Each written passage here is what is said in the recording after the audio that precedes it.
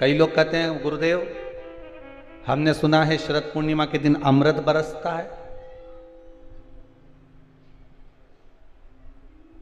इसलिए लोग खीर बनाते हैं तो बाहर रख देते हैं। पहले हमारे यहाँ भी रखते थे, ऐसा नहीं है कि हमारा पुराना मकान जो टीन का था, आप जब सीहोर में कभी जाएं तो पूछ लें, पतरे का मकान था। अब पतरे के मकान में हमारी अम्मा हमारी माता जी हमको खीर बना के दे देती, हम रख आते पतरे पर। हमको क्या मालूम था कि सवेरे खीर ही नहीं मिलेगी, बिल्ली पूरी खा जाएगी।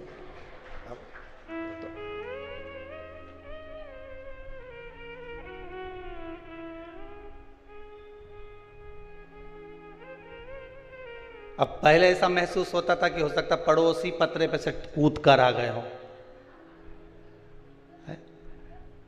पर वो तो बाद में मालूम पड़ा कि बिलैया खा गई है। अमृत बरस रहा। तो शिव महापुराण की कथा कहती है केवल एक अमृत की बूंद है क्या? तो कहा शरद पूर्णिमा के दिन जो आप हम संपूर्ण विश्व के लोग, संसार के लोग जो भगवान का भजन करते हैं, रात्रि के समय पर जो भगवान का स्मरण करते हैं, भजन करते हैं, कीर्तन करते हैं, मंत्र जाप करते हैं, नाम जाप करते हैं, यही तो वो अमृत है, यही वो अमृत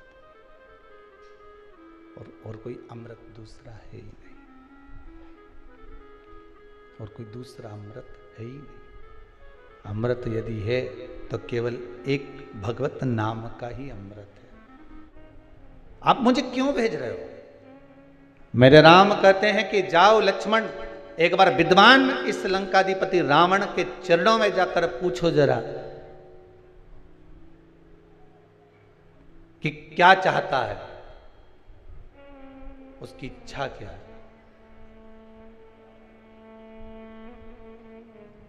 थोड़ा ज्ञान की बातें करिए आप। लक्ष्मण जी गए और रावण के पास में सिर के पास जाके खड़े हो गए। रावण ने देखा कि लक्ष्मण आए तो रावण ने अपना मुंह फेर लिया इधर। अब इधर मुंह फेरा तो लक्ष्मण जी को गुस्सा आ गया। लक्ष्मण जी दौड़कर फिर भैया के पास में गए। क्या भैया, कहाँ भेज दिया आपने उस रावण के पास में, लंकाधिपति के पास में? इतना अहंकार उसको कि मुझे देखकर उसने मुंह फेर लिया। तो राम जी ने कहा लक्ष्मण एक बात बता, गुरु जी के पास ज्ञान लेने जाते हैं तो उसके चरणों में बैठते हैं क्योंकि सिर पे बैठते हैं? लक्ष्मण जी बोले उनके चरणों में बैठते हैं। तो तू रावण से ज्ञान लेने गया था तो चरणों में खड़ा था कि सिर पे खड़ा था? लक्ष्मण बोले मैं सिर के पास खड़ा था। राम जी बोले अब चरणों में जाके खड़े हो, जाओ चरणों में जाओ।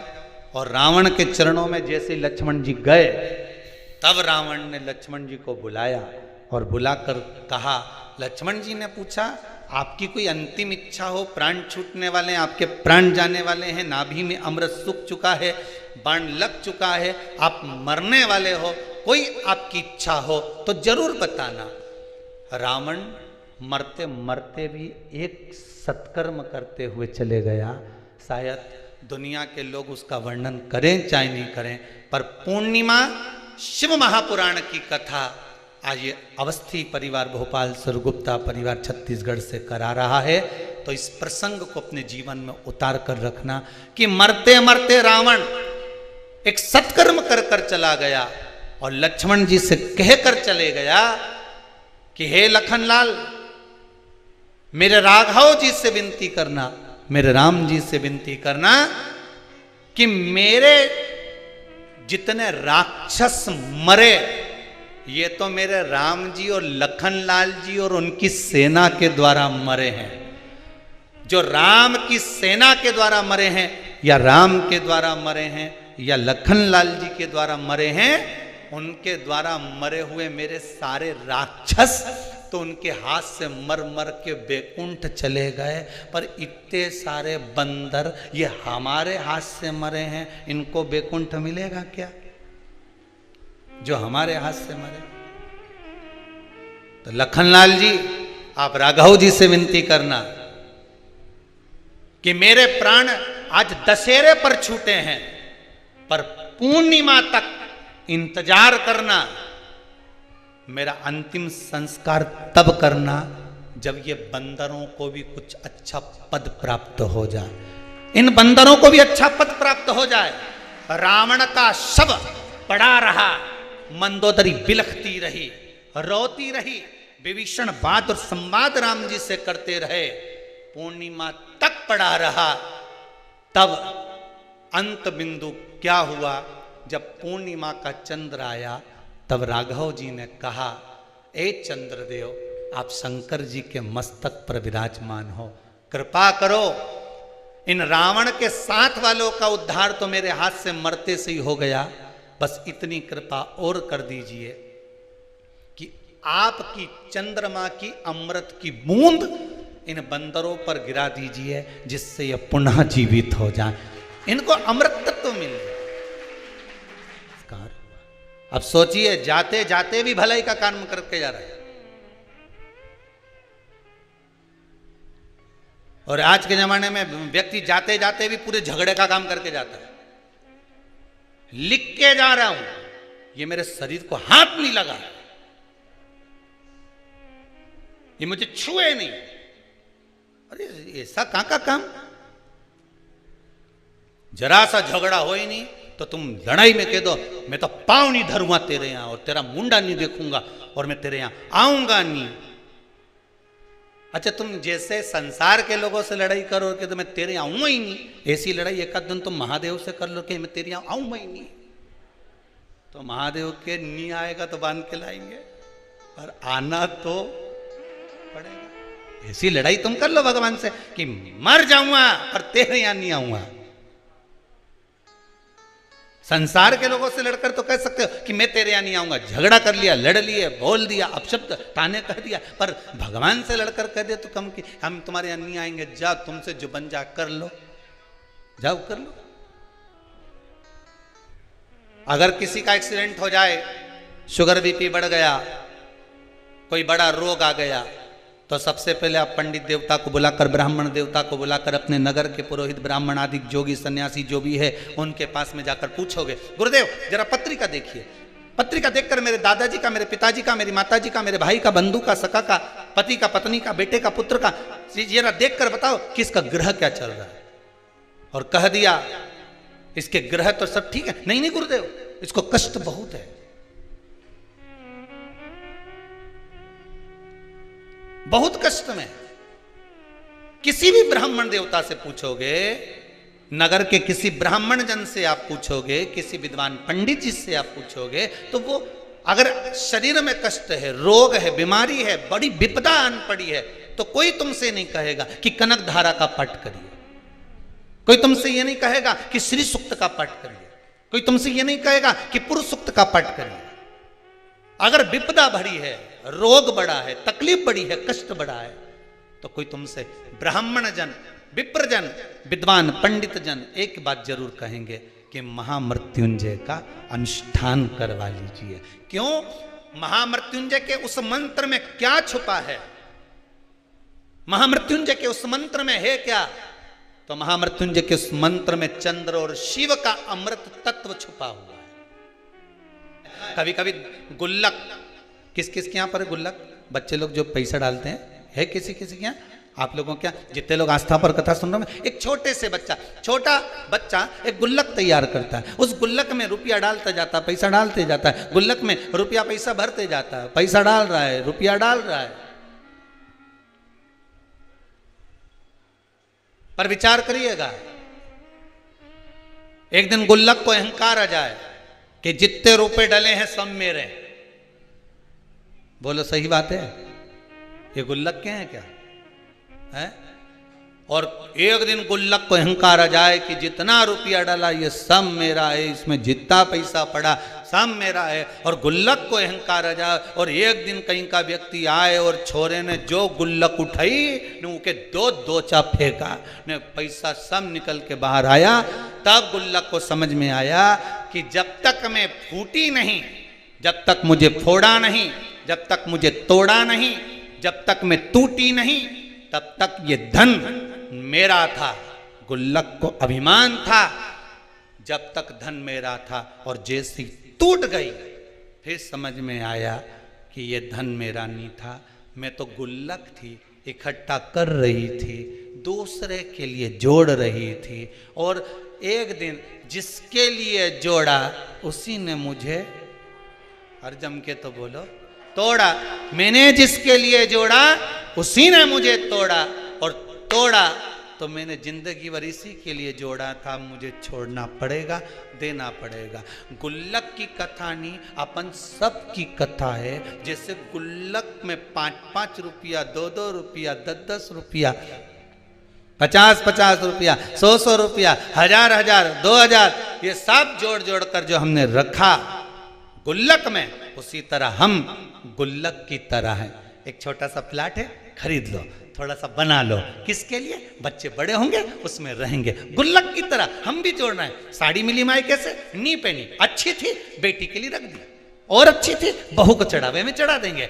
रकम ले रही हूं दिवाली पर, ऐसी रकम लूं कि बहू के चढ़ावे में चढ़ जाए, ऐसी रकम लूं कि बेटी के काम में आ जाए, ऐसी रकम लूं कि छोरा पहन ले, ऐसी रकम लूं कि छोरी पहन ले। अब हम गुल्लक की तरह पैसा जोड़ रहे हैं, जोड़ रहे, जोड़ रहे, और जिसके लिए जोड़ा एक दिन उसी ने तोड़ा। जिस चीज का तुमको अहंकार होगा, जिस चीज का तुमको अभिमान होगा, सबसे पहले परमात्मा उसको खींच लेगा। सबसे ज्यादा अहंकार होता है इन दांतों को खाने का, सबको काट खाऊंगा, सबको चबा जाऊंगा। पूरे शरीर में सबसे पहले यही जाए, पूरे शरीर में। कौवा और कोयल दोनों में सबसे अच्छा कौन बोलता है? जम के तो बोलो जरा। कोयल अच्छा बोलती है, ठीक है। कौवे ने तुम्हारा कुछ बिगाड़ा क्या?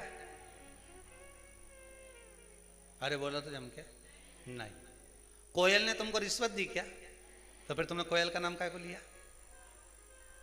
है?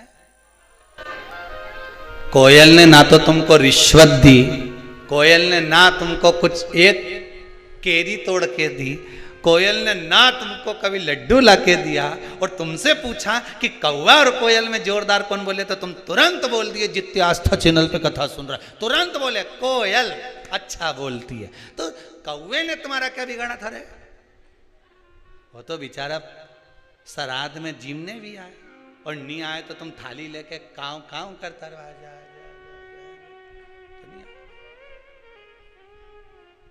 इसके बाद भी तुम्हारा पितरों के नाम से आए जिमने, तो भी तुम्हारे मुंह पे नहीं आया कि कौवा अच्छा बोले। तुम्हारे मुख पे आया तो एक ही बात आई ना, कोयल अच्छा बोले। ना कोयल ने तुम्हें रिश्वत दी, ना मोती दिया, ना लड्डू दिया, ना पेड़ा दिया, ना कपड़े दिलाए, ना एक बार कभी दिवाली पे घूमने गई तुम्हारे साथ। ना वो कोयल कभी तुम्हारे को शॉपिंग मॉल में लेके गई कि कभी एक आध बार हैंडसेट दिला दिया हो, मोबाइल दिला दिया हो। इसके बाद भी तुम्हारे मुख पर नाम आया तो कोयल का आया। कौवे ने तुम्हारा कुछ बिगाड़ा? कभी कौवे ने गाली दी, अपशब्द बोला हो, कभी तुम्हारे लिए आड़ा टेढ़ा करा बोला? कभी नहीं। पर कारण केवल एक था कि कौवा बोलता बड़ा बेकार था और कोयल बोलती बड़ा मीठा थी। बस निवेदन यही है, आप किसी को धन दो मत दो, आप किसी को दौलत दो मत दो, आप किसी को संपदा दो मत दो। मेरा निवेदन केवल इतना सा है, घर में जितनी माताएं निवास करती हैं, घर में जितनी बहुएं निवास करती हैं, घर में जितने बेटे रहते हैं, घर में जितने बुजुर्ग रहते हैं, उन सब से निवेदन है कि कौवा ना तो किसी का कुछ बिगाड़ता है और कोयल ना किसी को कुछ देती है, तो भी कोयल की बड़ाई होती है। उसी तरह तुम भी कुछ मत दो, रोटी बनाना हो तो बनाओ, नहीं बनाना मत बनाओ, जाओ ने कमरा में सो जाओ, पर मुंडा से जो आवाज निकालो तो कोयल जैसी निकालो, तो दुनिया में तुम्हारा पूछने वाला ढेर हो जाए। एक व्यक्ति कभी भगवान का भजन नहीं करता था, कभी नहीं, जीवन में कभी उसने सत्कर्म नहीं करा, भजन नहीं करा, पाप ही पाप करा। एक दिन उसकी माँ ने कहा, क्या बेटा तू दिन भर पाप करता रहता, गलत काम करते रहता।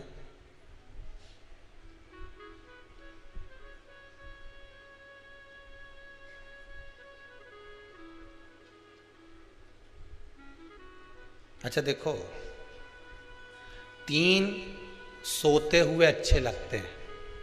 कौन? जम के बोलो। 3 सोते हुए अच्छे लगते हैं। पहले नंबर पर शेर, दूसरे नंबर पर पियक्कड़। अब हंसे क्यों? अब इसमें हंसने की बात क्या? अब उसमें सीधी बात, 3 सोते हुए अच्छे लगते। पहले नंबर पर शेर, दूसरे नंबर पर पियक्कड़, तीसरे नंबर पर सांप। ये तीनों जागते हैं तो गड़बड़ी करते हैं। इसलिए ये तीनों जितने सोते रहते हैं इनको देखकर सोता रहे भगवान, सोता रहे। जंगल में शेर सोता रहे तो तुम्हारा कुछ बिगड़े? अरे बोलो बोलो ईमानदारी से। और अगर शेर जग जाए तो बिगड़े ही बिगड़े, फिर तो सुधरे क्या। और दूसरे नंबर पर पियक्कड़ सोता रहे, तब तक भगवान इसको थोड़ा सुला दे। और जो पियक्कड़ उठा फिर तो गया।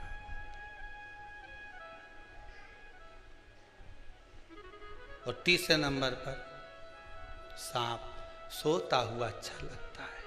कोटर में भरा रहे, एक छिद्र में पड़ा रहे, सोया रहे, अच्छा है। और सांप जब जग जाए तो बिना पुंगी के भी पुंगी बच जाए। ये 3 सोते हुए ये जगे कि इनने गड़बड़ी करी, ये गड़बड़ करेंगे, इनको सोन दो। अभिमान जब आया, काया तो एक कहा वो पाप कर्म में लिप्त था। माँ ने कहा बेटा कभी पुण्य भी कर लिया कर। कोई पुण्य नहीं करूंगा, मेरे को करना ही नहीं कोई पुण्य, मैं तो पाप ही करूंगा। एक दिन माँ उसको कहीं ले गई गुरुजी के दरवाजे पर, और उसने जाकर गुरुजी के दरवाजे पर भी खूब पाप कर्म करा। किसी को गाली दे, किसी को अपशब्द कहे, किसी को ताने दे, पूरे मोहल्ले का कचरा ला के गुरुजी के आश्रम में डाल दे। गुरुजी भी बड़े परेशान, कहाँ से लिया है इसको। फिर भी गुरुजी बोले ठीक है। अब वो जाने लगा। जाते जाते गुरुजी ने बहुत सारी बात एक दिन उसको लकड़ी तोड़ते समय कह दी। तोड़ते तोड़ते लकड़ियों को उतारते उतारते गुरुजी ने उसको बहुत सारी बातें कही। तो गुरुजी ने उससे पूछा मैंने जो कहा तूने सुना? तो पापी जो जीव था वो बोला काय को सुनूं, मैं मेरी माँ को कह के आया था, एक शब्द नहीं सुनूंगा तुम्हारा। गुरुजी ने कहा नहीं सुना? नहीं सुना। अरे नहीं सुना तो क्या हुआ, परंतु अब तो सुन ले। क्या? कल शाम को 4 बजे तू मर जाए।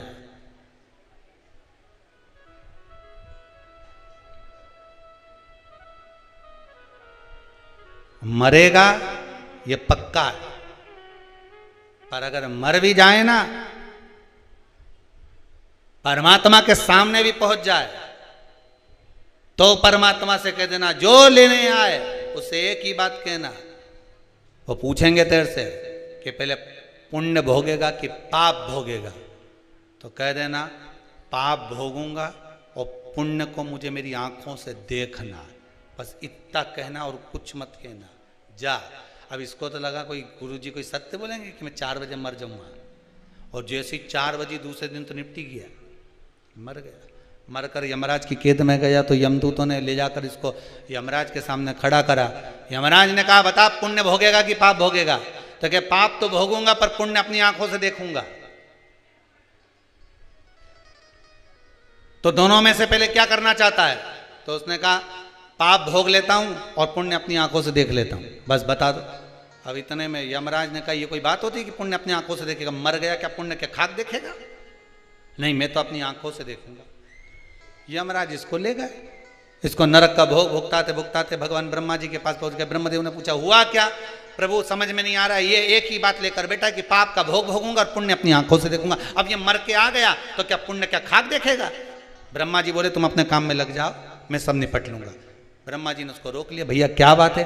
उसने कहा बस एक ही बात है, मेरे को पुण्य अपनी आंखों से देखना और पाप भोगना है। तो ब्रह्मा जी ने कहा तुमने पाप भोग लिया ना? हाँ भोग लिया, अब पुण्य दिखा दो। तो ब्रह्मा जी ने कहा भैया पुण्य केवल इतना सा है कि मरने से पहले तूने गुरु की एक बात मान ली और यहां आकर उस बात को कह दिया कि पाप भोगूंगा और पुण्य अपनी आंखों से देखूंगा, तूने गुरु की मात्र एक बात मानी, इसलिए तुझे मैं ब्रह्मा का साक्षात दर्शन हो गया। एक बात अगर तूने आज गुरु की मानी है तो ब्रह्मा का दर्शन हुआ है।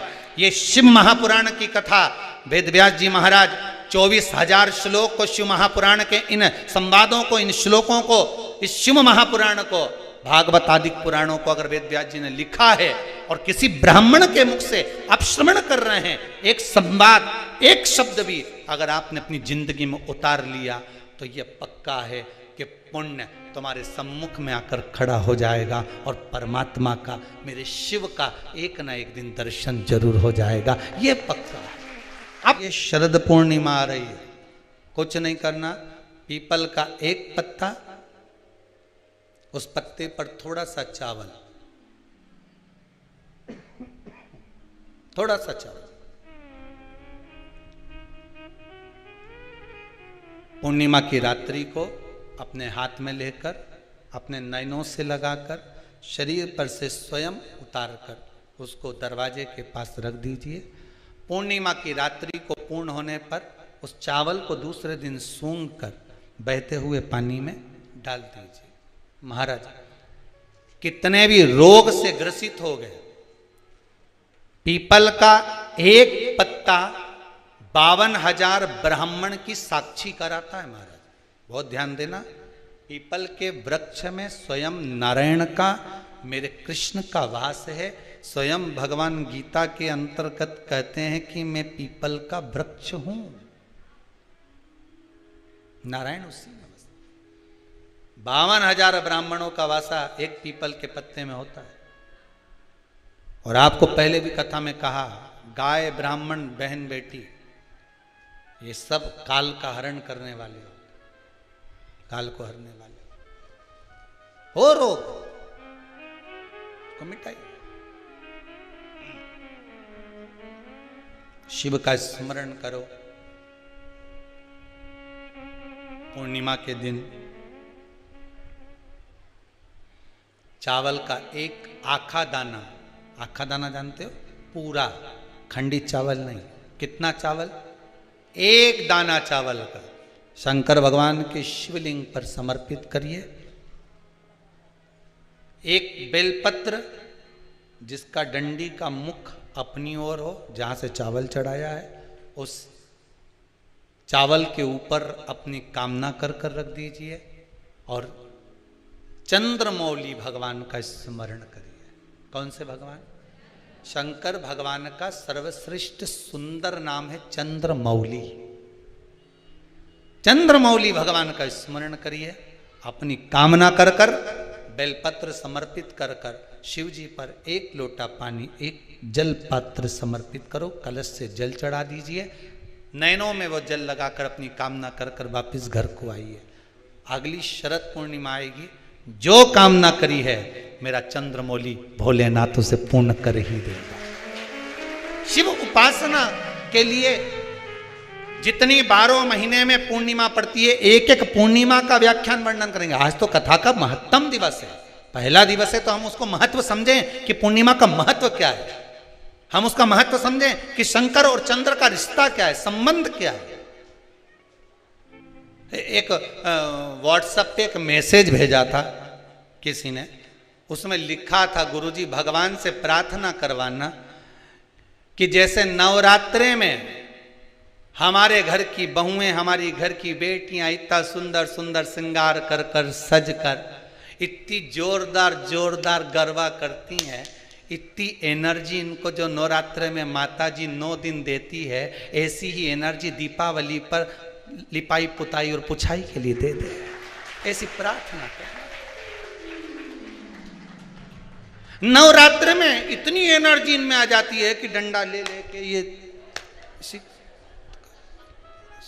एक पाँव वहाँ, एक पाँव वहाँ, बस भगवान से प्रार्थना करना गुरुदेव की ऐसी एनर्जी हमारी बहू बेटियों में भगवान दिवाली तक ऐसी दे दे कि सारे डब्बे पोंछ पोंछ के धर दे। घर में जितना भी झाड़ू पोछा है, ये अच्छी टेबल पे चढ़ी यूं मार, समझ ले गरबा ही खेल रही। ये फिर पेंट में, फिर 9 दिन के बाद अगर सास कह दे कि बेटी, उधर से झाड़ू लगाती लगाती लिया और सारे रसोई घर के डब्बों को निकाल के धो के पोंछ ले, उतने में तो 4 दिन से तो मेरी कमर ही दुख रही है, एनर्जी खत्म, वो बल समाप्त।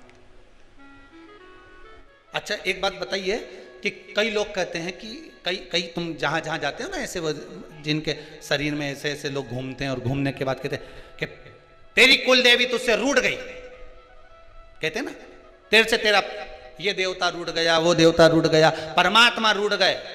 तो आप कैसे पहचानोगे कि भगवान आपसे रूठ गया? आप कैसे जान सकते हो कि भगवान आपसे रूठ गया? हमने देवी जी को धोख नहीं लगाई तो देवी जी नाराज हो गई, हमने पिताजी को धोख नहीं लगाई तो पिताजी नाराज हो गए, हमने वो देवता के ये नहीं करा तो वो नाराज हो गए। आपको कैसे मालूम पड़ेगा कि देवता नाराज होते हैं? देवता नाराज होते हैं, याद रखना, संसार में देवता अगर नाराज होते हैं तो कभी किसी का अहित नहीं करते। बहुत ध्यान देना इस बात पर, कभी अहित नहीं करेंगे देवता अगर नाराज होंगे। देवता नाराज होते हैं तो किसी का भोजन पानी बंद नहीं कर देते। देवता नाराज होते हैं तो किसी का खाना पीना बंद नहीं करवा देते। देवता अगर नाराज हुए हैं और आपको मालूम करना है कि देवता मुझसे नाराज हैं, तो कैसे मालूम करोगे? तो केवल एक काम करिएगा, अगर देवता नाराज होते हैं तो सबसे पहले आपकी पूजन पाठ छुड़वा देते हैं। क्या छुड़वाएंगे? रोज मंदिर जाती है, रोज माला उठाकर जाप करती है, रोज गीता जी का पाठ करती है, रोज दिया लगाने जाती है। 4 दिन 5 दिन 6 दिन 10 दिन अगर आप दिया लगाने नहीं गए, मंदिर नहीं गए, पूजन नहीं करी, तो समझ लेना कि देवता मुझसे नाराज हैं, इसलिए मेरा मुंह नहीं देखना,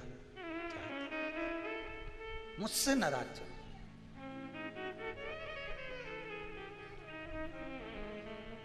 लक्ष्मी नहीं आ रही घर में, देवता नाराज है? नहीं नहीं नहीं, लक्ष्मी नहीं आ रही उसके लिए देवता नाराज नहीं है। लक्ष्मी नहीं आ रही उसके कारण तुम्हारा अहंकार है। भगवान ने जब दिया था उसको सत्कर्म में नहीं लगाया। एक बात इससे पहली वाली कथा में कही थी, शरीर चले और तुम्हारे याद है तुम लोगों को? बस उतना याद कर लो, बहुत है। इतनी बात तुम लोग याद कर लोगे ना तो आने वाले समय में 2-1 साल में तो तुम हम बस इतनी याद कर लो, बस हर कथा में से इतनी निकाल लोगे ना तो थोड़ा तो यहाँ समझ में तो आए, लगे तो सही कि कथा अंदर गई। तो एक बार पहले कथा में, इससे पिछले वाली में की थी, 7 से पहले वाले में, कि तुम्हारे घर में चले और तुम्हारा शरीर चले, तब तक सारा दान पुण्य भजन तीरथ सब कर लो। और क्योंकि तुम्हारी घर में चलेगी तभी तुम दान कर सकोगे, सत्कर्म कर सकोगे, भजन कर सकोगे, शरीर सही होगा तो तीरथ कर सकोगे। अब शरीर ही साथ नहीं दे और घर में तुम्हारी नहीं चले तो कोई तीरथ होए कि दान होए?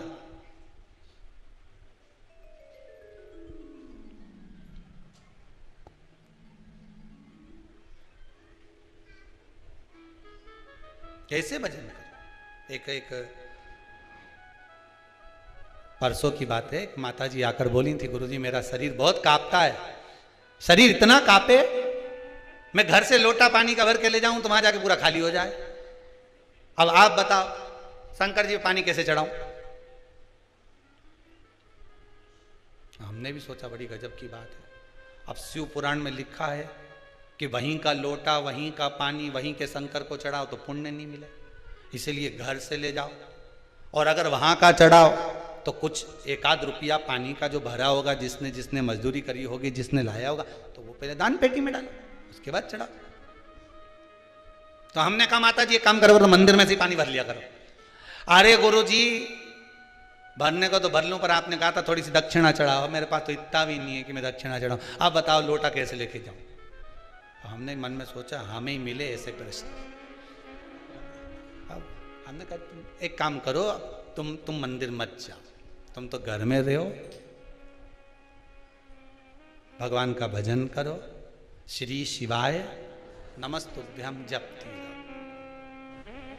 अच्छा अच्छे को देखा, हाथ तो धूजे, पांव भी धूजे, पर ये जीवान कभी नहीं धूजे। नहीं, सोचने वाली बात है, ये खाने में कभी नहीं धूजी। खाने में तो तुरंत कहते देवड़ा में चटनी कम है, लाओ जरा थोड़ी सी रोज नमक मिर्ची और डालो जो होता है। तो कहा मां घर में रहो, श्री शिवाय जपते रहो। कहा गुरुदेव इससे क्या होगा?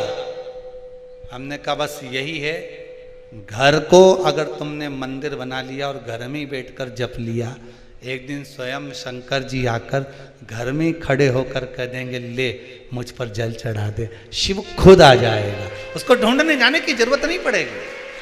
तेरे मंदिर में आना मेरा काम है और मेरी बिगड़ी बनाना तेरा काम है। तेरे दरवाजे पर मैं आ ही गया, मुझे दर्शन दिखाना तेरा काम। ये वो जान। मोबाइल में तुम्हारे फोटो हैं, तुम्हारे मोबाइल में, कहीं मुस्कुराते हुए, कहीं आंख निकालते हुए, कहीं 2 चोटी का, कहीं 1 चोटी का, कहीं बेंदा का, कहीं नथनी का, कहीं मुस्कुराए, कहीं कुछ करे, कहीं कुछ करे। इतना फोटो तुम्हारे मोबाइल में है। कभी तुमने विचार करा कि बताओ मेरे कितना सुंदर ने यूं फोटो लेने, यूं फोटो लेने, यूं ले?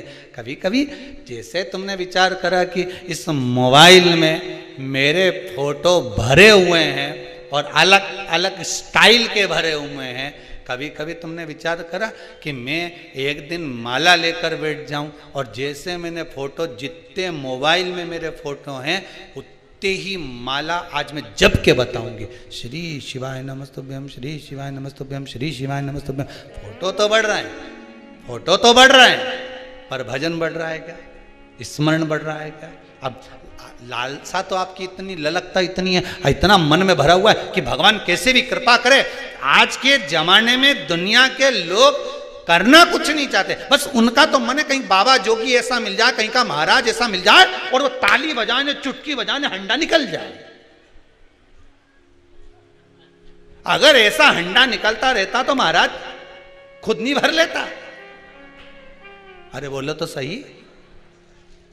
गीता जी में मेरे कन्हैया जी कह रहे हैं, गीता जी में भगवान कृष्ण कह रहे हैं, कर्म प्रधान है, कर्म करोगे फल की इच्छा मत रखना, मैं आऊंगा खुद देकर चले जाऊंगा। पर आज के जमाने, अभी नवरात्रे गई, ना जाने कितना कितना लोग कहीं कहां गया होगा, ना अगरबत्ती लेके, नरियल लेके, कहीं कोई यूं घूमे, कोई यूं घूमे, कोई उच के, कोई इधर से उचक के उधर बैठ जाए, कोई उधर से उधर। तो लोग उनके के साहब बस ऐसी कृपा कर दो, ने धन मिल जाए, ऐसी कृपा कर दो, कहीं से बारिश हो जाए पैसे की। तो भगवान की गीता जी में कहते क्यों कि कर्म करो, फल की इच्छा मत करो। भजन करा नहीं, भजन किया नहीं, फल की इच्छा कर। बेलपत्री के पेड़ के नीचे, बेलपत्री के वृक्ष की 2 थोड़ी सी बाहर निकली हुई छाल को देख लो, बेलपत्री के वृक्ष की छाल। उस छाल पर कच्चा जो सूत होता है, धागा होता है ना, कच्चा धागा, सफेद कच्चा सूत, उस धागे को बेलपत्री की छाल पर 7 बार घुमा लो। चारों तरफ मत घुमाना, नहीं तो चारों तरफ धागा लेके घूम जाओ। बेलपत्री का जो वृक्ष होता है, उस वृक्ष की छाल पर 7 बार घुमा लीजिए। ये केवल शरद पूर्णिमा का ही उपाय है, इसके बाद नहीं करना है इसको, केवल एक ही दिन होगा। बेलपत्री की छाल पर उसको घुमा लीजिए 7 बार घुमाकर, जब वो जनेऊ की तरह हो जाएगा ना, उसको उतार लीजिए। बेलपत्री के वृक्ष के नीचे घी का दिया लगाइए, हाथ में उसको रख लीजिए। जिस व्यक्ति को तुमने धन दिया और वो उलझ गया, नहीं दे रहा, पैसा पहुंचा नहीं रहा है, उस छाल पर जो धागा आपने लपेटा है, श्री शिवाय नमस्तुभ्यम का स्मरण कर कर बेलपत्री के पेड़ के नीचे कुंदकेश्वर महादेव का नाम लेकर उस धागे को शंकर भगवान को छुआकर महाराज माता पार्वती के चरणों में ले जाकर छोड़ दीजिए। अब विनती कर कर छोड़ दो और निवेदन कर दो, माँ मेरी इतना धन है, इतना पैसा है, विश्वास कर कर मैंने उसको दिया था, वो नहीं दे रहा, माँ से निवेदन करो। फिर कहेंगे संसार वालों के सामने जाकर रोगे तो दुनिया के लोग हंसी उड़ाएंगे। आप किसी से कह दो मेरा 5 लाख रुपए वो लेकर भाग गया, दिया काय को, हमसे पूछा था, हमने कहा था। दुनिया के लोगों के सामने जाकर कहोगे तो हंसी उड़ाएंगे, अच्छा है लेकर भाग गया, अच्छा है डूब गया। हमें किसी के सामने नहीं रोना। द्रौपदी के 5 पुत्र जब मारे गए तो द्रौपदी किसी के सामने जाकर नहीं रोई। द्रौपदी अगर रोई तो परमात्मा के चरणों में जाकर रोई।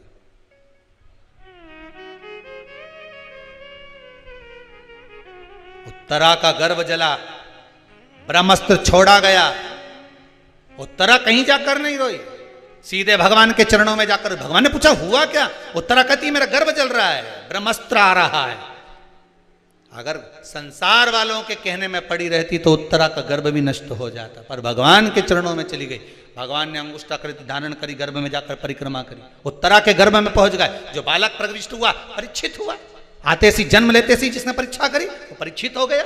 श्रीमद् भागवत में लिखा है, अलमारी के पीछे चाबी ढूंढ रहे थे, मालूम पड़े छिपकली मिल गई। ढूंढ क्या रहे थे? चाबी। पकड़ाई में क्या गई?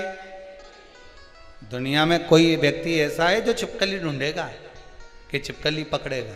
अरे बोलो तो सही। वो क्या ढूंढ रहा था? चाबी। मिल गई छिपकली। यही जीवन है। ढूंढने आए थे भगवान का नाम, ढूंढने आए थे भगवान का भजन, ढूंढने निकले थे कि इस आत्मा की शांति हो, आनंद की अनुभूति हो, आनंद ढूंढने के लिए निकले थे। मिला? कई माताएं कहती हैं गुरुदेव हमारे यहां पर शंकर भगवान का शिवलिंग नहीं है, तो क्या हम बाजार से ले आए? और हमारे यहां पर शिवलिंग है तो वो बड़ा है, तो क्या हम उसको पीपल के पेड़ के नीचे छोड़ आए? नहीं। शिवलिंग है तो पूजन करो, नहीं है तो भगवान का जब स्नान कराओ, ठाकुर जी का कराओ, देवी जी का कराओ, जो तुम्हारे घर में भगवान है उनका जब पूजन कराओ, तो पूजन कराने के बाद में जब उनका स्नान कराओ, स्नान कराते समय थोड़ा सा भाव यही प्रकट कर लेना कि हम शंकर विश्वनाथ को, महाकाल राजा को, सोमनाथ को, मल्लिकार्जुन को, भीमाशंकर को, त्र्यंबकनाथ को हम जल चढ़ा है तो ठीक है, नी है तो देवताओं को बढ़ाने की जरूरत नहीं है। कारण क्या है? तुम तो कर लोगी सेवा, तुमसे तो सज जाएगी, पर आने वाली पीढ़ी करेगी क्या? घर में सेवा उतनी ही करना, उतनी ही रखना जितनी तुमसे बन रही हो।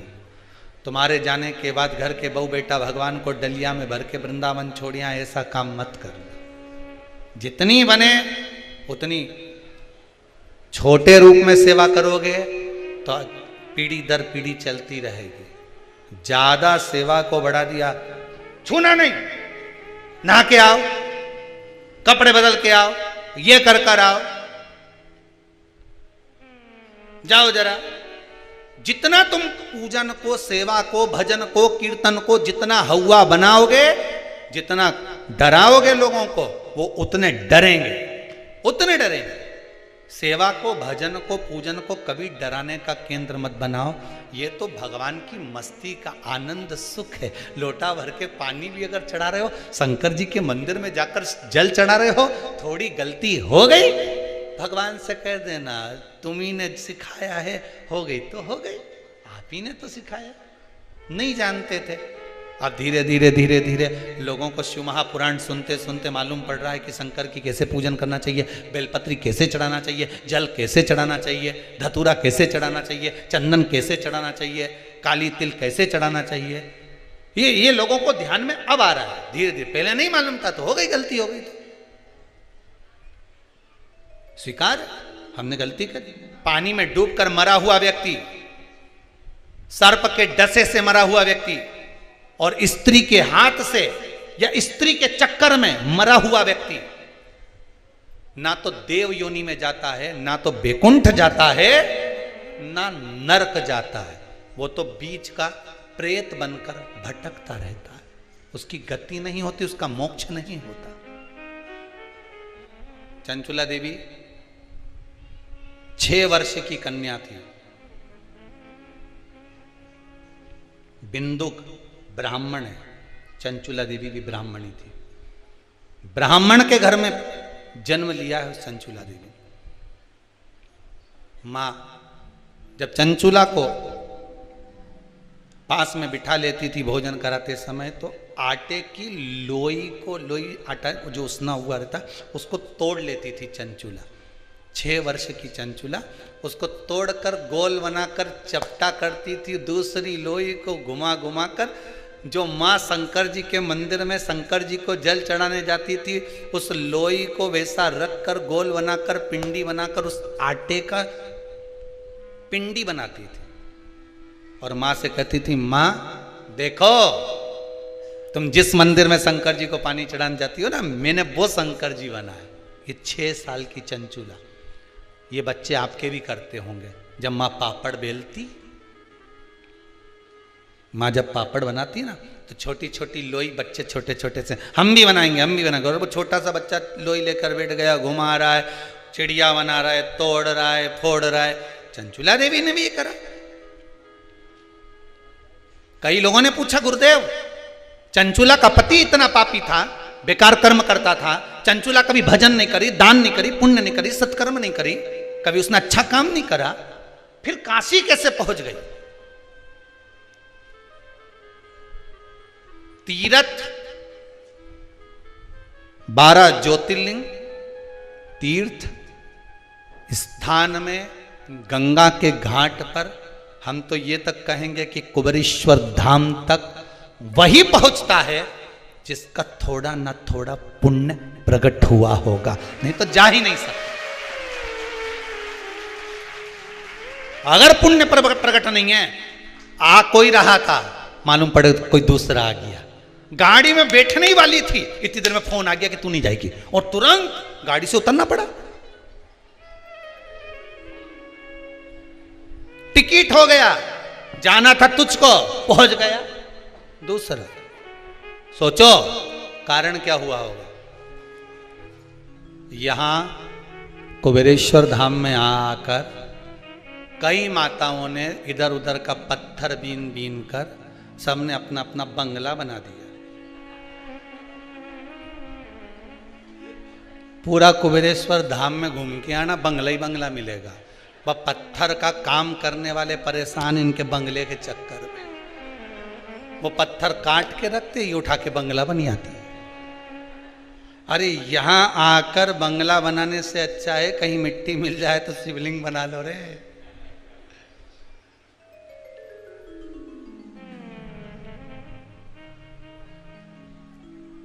कुछ नहीं तो इतनी सी मिट्टी को गोल कर कर रख कर ही शंकर का स्वरूप बना लिया। तो ये यहां कथा कह रही है कि वो काम आ जाएगा।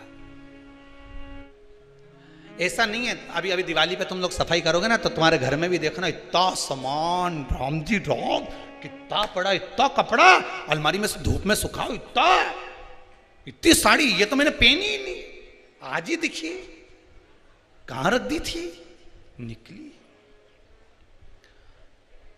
इतना सामान, छोटे से मकान में इतना इतना इतना सामान।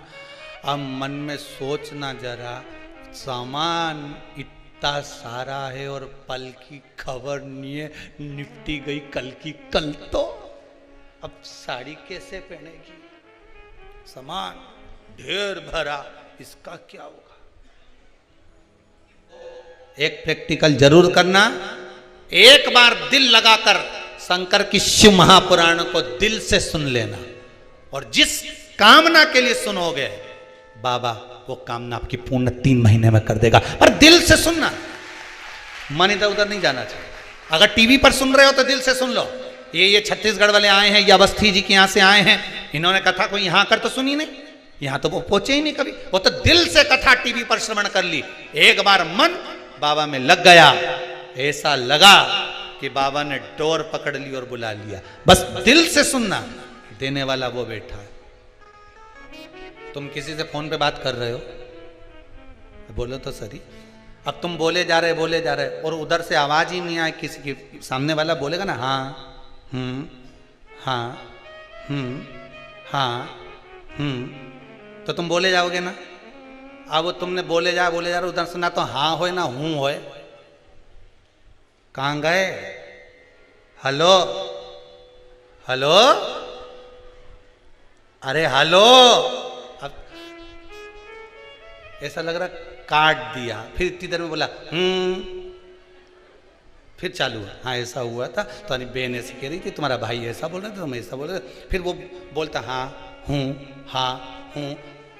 बस यही हमारा जीवन है। कथा में मन उसी का लगता है जो शंकर भगवान बैठा है और तुम फोन करके 3 घंटा लगाकर बैठे हो। शिव पुराण मतलब 3 घंटा तुम भगवान से बात कर रहे हो। अब उधर से हूँ हाँ हूँ हो रही है तो मन लगा है। हूँ हाँ हूँ होना बंद हो जाए तो समझ लो फोन कट गया। अब तुम कहते जाओ हेलो, अब मन लगाओ कथा में जाएगा। जब तक वो हूँ हाँ कर रहा है, जब तक वो बैठ कर डोर पकड़ा हुआ है, तब तक कथा में मन लगा हुआ है। फोन कटा, फिर तुम बोलते रहो हेलो हेलो हेलो, तो कोई हिले ना हूं ना। फिर वही पुरानी कथा याद कर लो, पीछे वाली। तुम निकल के जा रहे थे, कोई ने आवाज लगाया हे भेरू, तुमने नहीं सुना, भेरू नहीं सुना, तुम जम के चिल्लाए हे भेरू। उसने पलट के देखा कि नहीं देखा? तुम नाम किसी का भी लेकर देखना, वो पलट कर देखेगा। उसी तरह तुम परमात्मा को पुकारते रहो, शंकर को बुलाते रहो, शिव महापुराण सुनते रहो, एक बार तो पलट कर देखेगा ही, ये पक्का देखेगा। हारिए ना हिम्मत, बिसारिए ना आराम।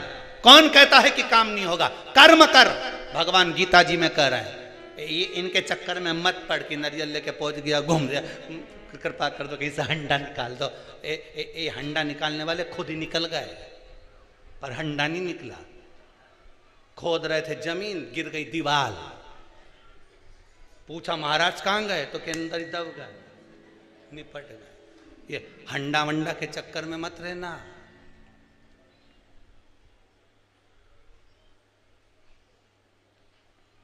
कई लोग के महाराज हमारी दुकान पे किसी ने कुछ कर दिया इसलिए हमारी दुकान नहीं चल रही। अगर ऐसे करने वाले होते तो ना जाने वो अंबानी और मोदी पे कब का कर देते। बोलो तो सही है कि गलत है? ऐसे करने वाले होते तो ढेर पड़े। किसी के चक्कर में मत पड़ो, एक ही का चक्कर भारी है, वो है त्रिपुंडधारी त्रिशूलधारी त्रिपुरारी, मेरा कालों का काल महाकाल सब पर भारी है, एक ही भारी, किसी के चक्कर में नहीं। अब के हमारी दुकान नहीं चल रही, पहले अच्छी चलती थी, बाजू वाले ने कुछ कर दिया। अच्छा, अरे राम, किसने बताया? एक महाराज जी से पूछा था, उनने कहा तुम्हारी दुकान पे कुछ कर दिया। तो हमने कहा भैया ऐसा करने वाला हो तो दुनिया के लोग ना जाने इतने बड़े जो ऊपर बढ़ते जा रहे हैं उन पे नहीं कर देता। तू ही मिला। काय की दुकान तेरी? गुटखा की। और बस तो उसने कुछ नहीं करा, जो गुटखा खाने वाले निपट गए ना उन्हें करा। काहे कर सको बोले।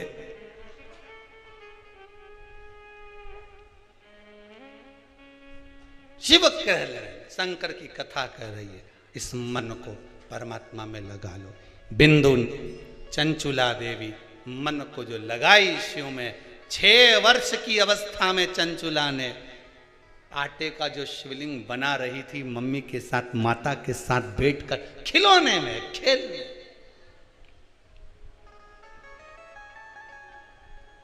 पुराने जमाने के बच्चे खेलते भी थे तो भगवान से खेलते थे। बोलो सही है कि गलत है?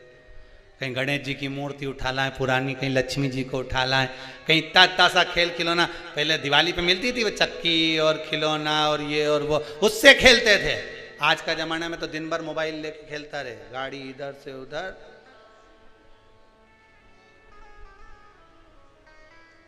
अब भगवान से खेलते थे तो कहीं उसका पुण्य तो खाते में होता था कि नहीं होता था? पुण्य मिल जाता था। पार्वती जी ने करा क्या था? 4 साल की अवस्था में माता पार्वती बालू का शिवलिंग बनाती, पूजन करती, पत्तियां तोड़ के शंकर जी पे चढ़ाती, भगवान का भजन करती रहती, श्री शिवाय नमस्तुभ्यम ओम नमः शिवाय जपती रहती। भगवान को उसका पुण्य फल मिला, पार्वती जी को शंकर जी मिल गए। फल तो प्राप्त हुआ, आनंद तो प्राप्त हुआ, मिला। प्रेत योनि से छूटने के लिए चंचुला देवी ने शिव महापुराण की कथा करवाई। अहंकार को त्यागने के लिए, अभिमान को तोड़ने के लिए देव ऋषि नारद ने चंद्रदेव से शंकर की आराधना करवाई। श्रवण करो, अहंकार को जब त्यागने का समय हो, एक बात बहुत ध्यान दीजिएगा, भीतर अगर अभिमान है शिव नहीं मिलेगा। कहां से लाऊं चंदा, कहां से लाऊं सूरज, कहां से लाऊं तारे, आकाश जड़े रे, ओ भोले तेरी सेवा हमसे ना बनी। कहां से लाऊं लड्डू, कहां से लाऊं पेड़ा, कहां से लाऊं बर्फी, वो शक्कर चढ़ी रे, ओ भोले तेरी सेवा हमसे ना बनी रे। पूजा की थाली हम लिए खड़े रे, ओ भोले तेरी सेवा हमसे ना बनी रे। कहाँ से लाऊं गंगा, कहाँ से लाऊं यमुना, कहाँ से लाऊं सरयू, आ पार पड़ी रे, ओ भोले तेरी सेवा हमसे ना बनी रे।